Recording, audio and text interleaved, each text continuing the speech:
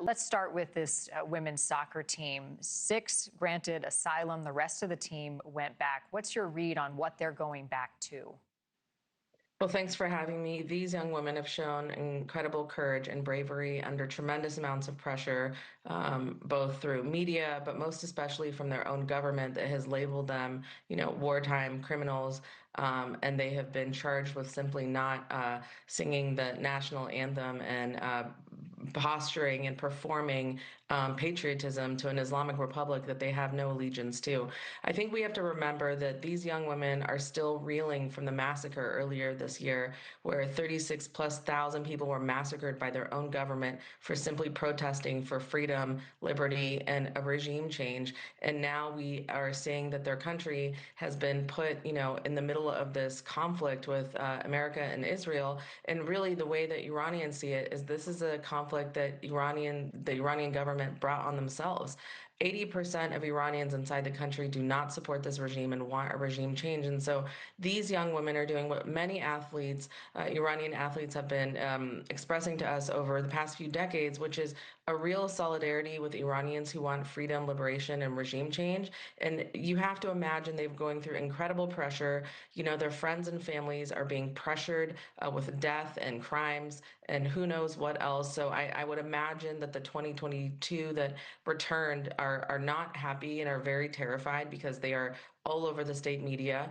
And the state media is currently being very clear that they will shoot to kill any and all people in the streets who are protesting with, the aspirations for freedom and liberation, and going to treat them like they are no different than, someone who's invaded from another country. And so these 6 young women, I mean, imagine you're terrified, you're young, you have nothing, and you've just essentially ejected yourself out of returning home to start over. How intense that fear and anxiety and threat must be. I mean, what they're really facing to return home is torture, is imprisonment, is shame, is completely unimaginable, I think, for most people here to imagine. Right, and cannot wrap our minds around it. We're being told, as I just reported, they'll return home to peace and confidence, but it's much like the propaganda that we saw coming out of Russia. We don't know what's true. I mean, we aren't seeing complete images, whether it be from social media or other reporting about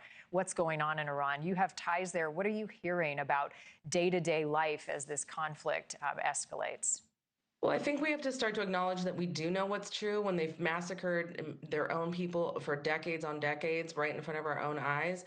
When a country suppresses their own internet to 1% to cover up their murder and lies and oppression, we do know what's true. We know that these young women are not safe. We know that they're at risk from the regime. We're at risk of the violence of the regime. This is a police state. The Islamic Republic is a police state, and this is what these women are protesting. This is why they chose not to sing the national anthem. And in a time where their country is at war with America and Israel, you would imagine that they would be patriotic. But for them to not be patriotic in that moment tells you everything you need to know about these young women. And this isn't the first time that they've protested. The team leader previously was accused of crimes about a few years before for not wearing, her hijab properly. So this is not the first time. They know that the world stage is looking at them. This was their opportunity for an SOS of help.